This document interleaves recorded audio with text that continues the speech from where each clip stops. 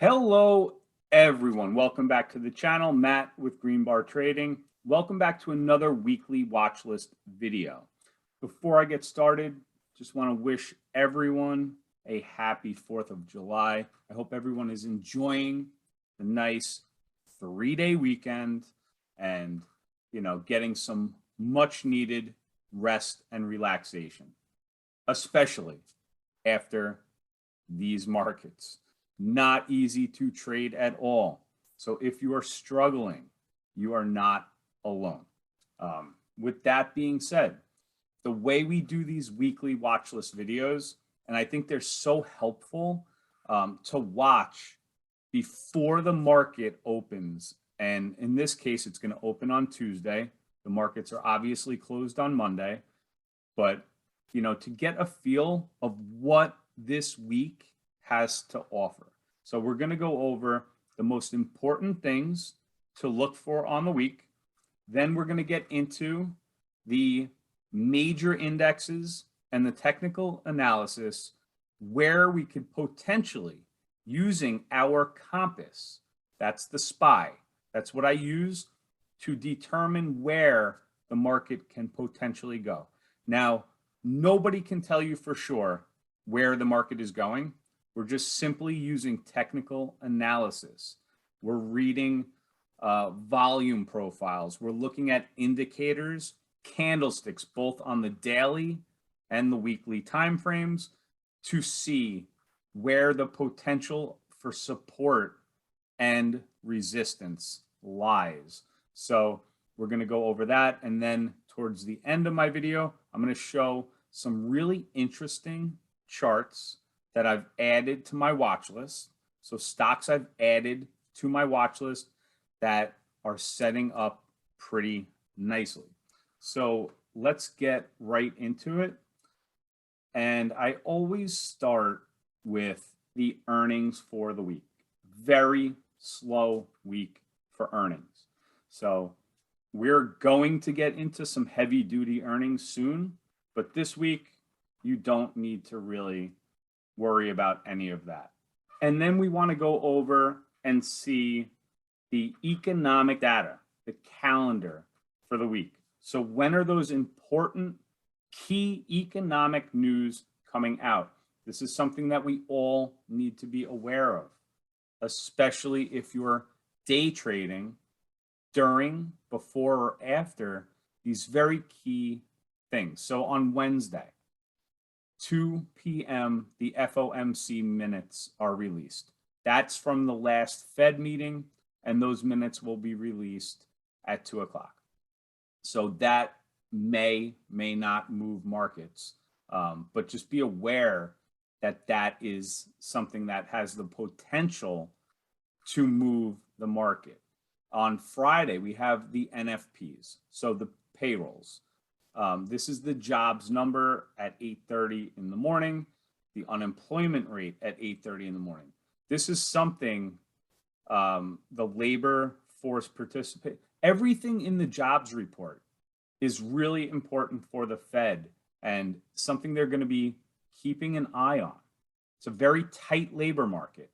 So they want to see the unemployment rate actually go up. The Fed doing what they're doing by raising rates like this, they're slowing the economy. And if they slow the economy enough, people will end up being laid off.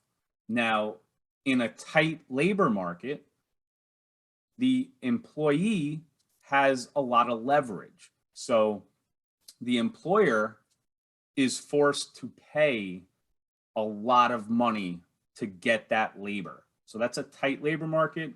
Then they have to raise their prices to cover that. So that adds to inflation. So if you have an unemployment rate that is continuing to really be at the lowest levels that we've seen, it's going to continue to be tight. The Fed is going to want to continue to raise rates.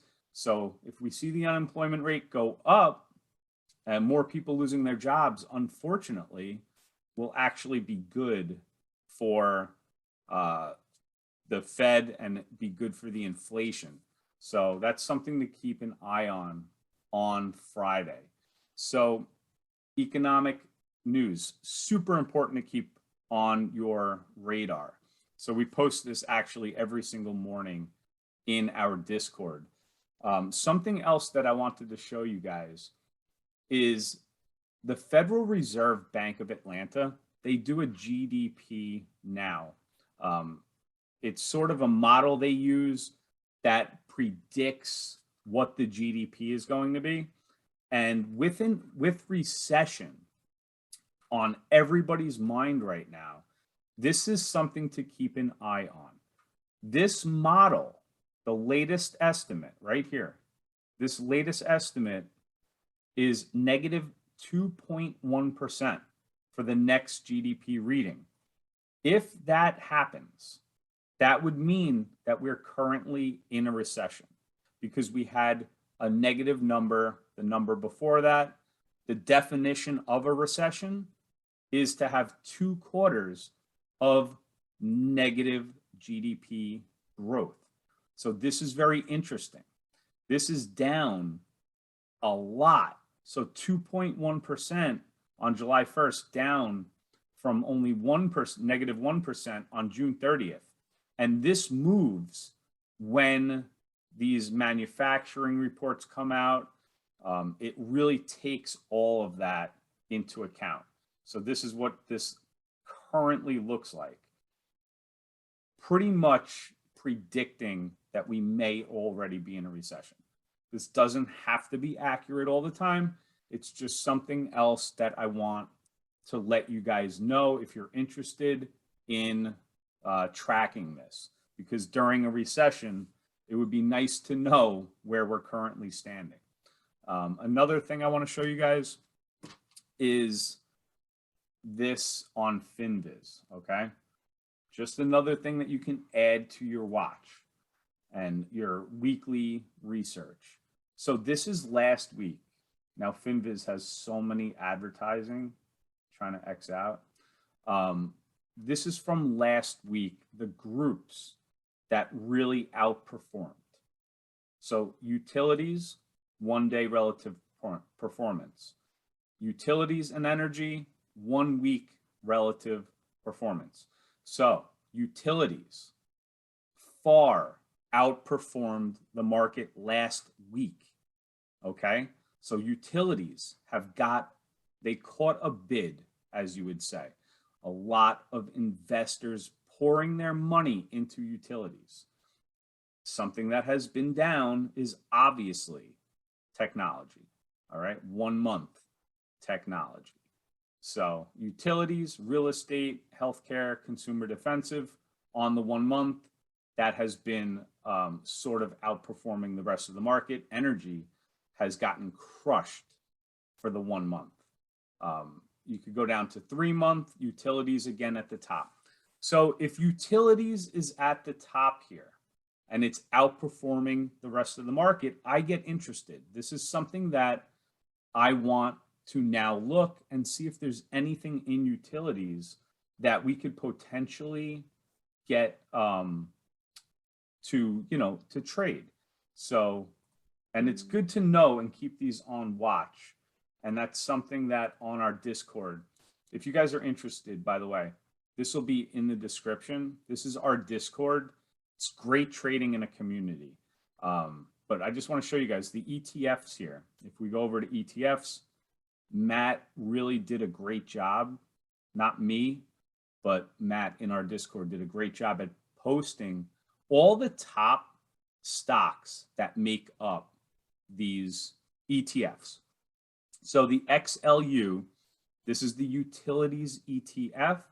So these are the stocks, and starting at the top here, the ones with the most volume, the ones with the most shares, they make up the top of the XLU.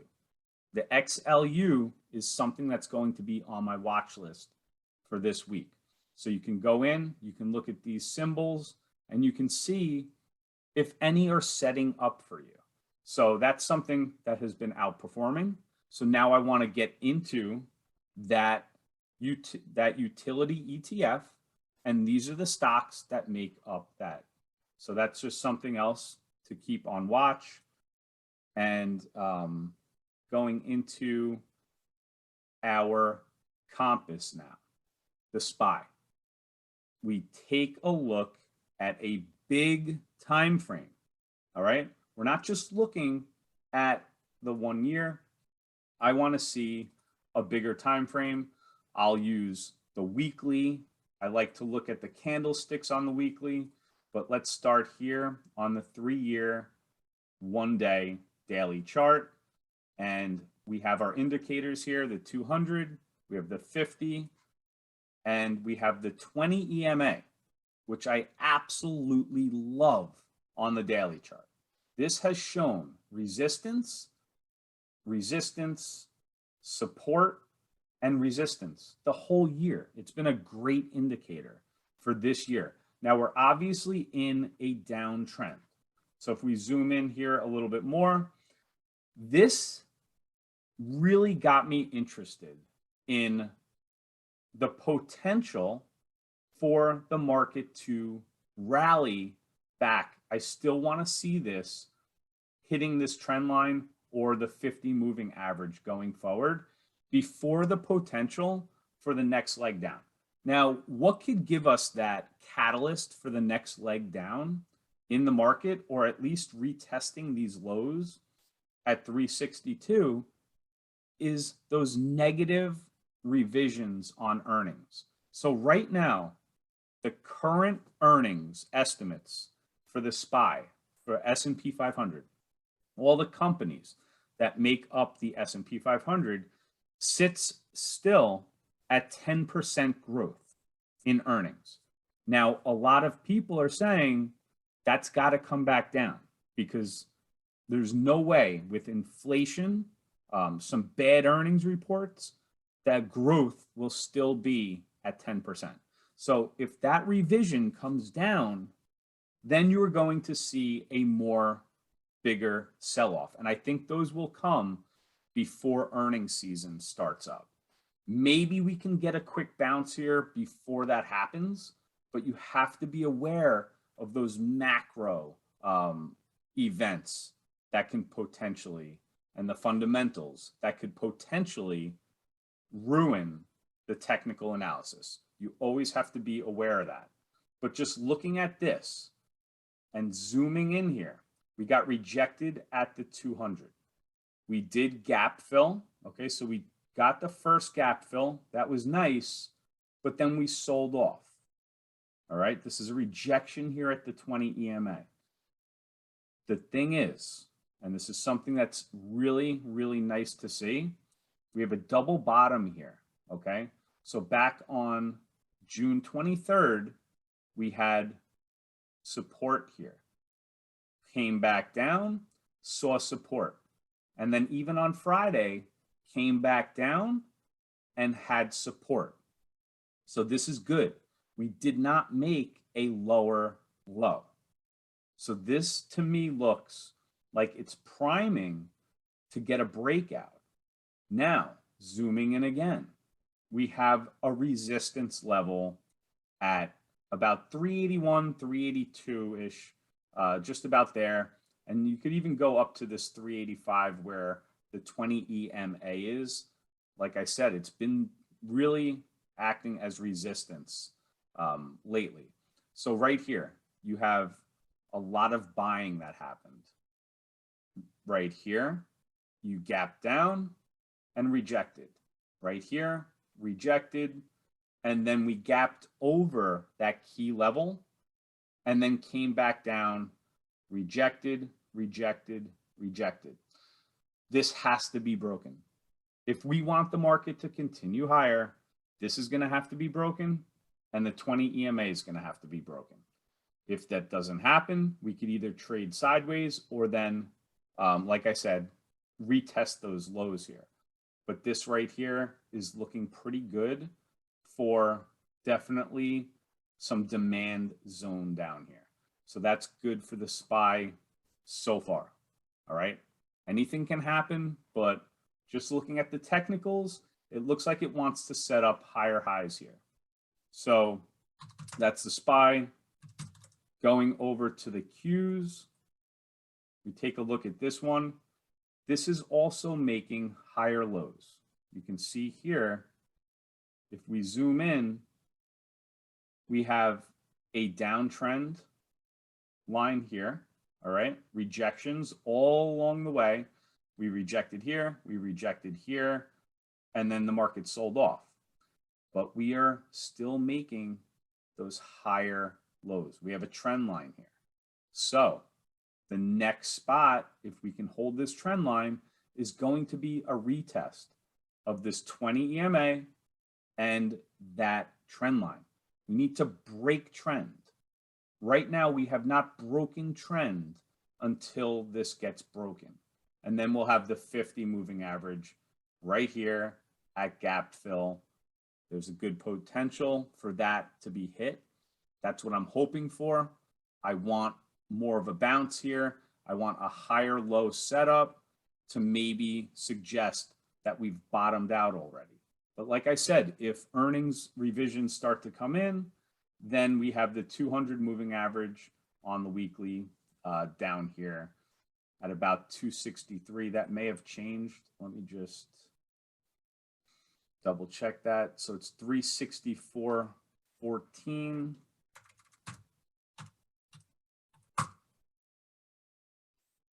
All right, so we just changed that. That's where the weekly 200 is. That's been support. So the weekly chart looks like this. Also, holding up here. Will it continue? Who knows? But that's just something that we have to keep an eye on. This 50 moving average, the 200, and the 20 EMA, they work very, very well with the daily chart. So that's where we sit on the Qs. And then we look at the Dow Jones Industrial Average. We have a pre-COVID high here, and that's where we bounced off of, all right? So if we zoom in here on the Dow Jones, we have the 50 moving average up here with gap fill. We have gap fill here, closed that gap, and then sold off into this demand zone right here. There's been buying here. So this is 2 weeks of buying at this level. Now we're coming back into resistance. So want to see the 20 EMA break, this 15% correction zone break, and then maybe we make a move up to the 50 moving average.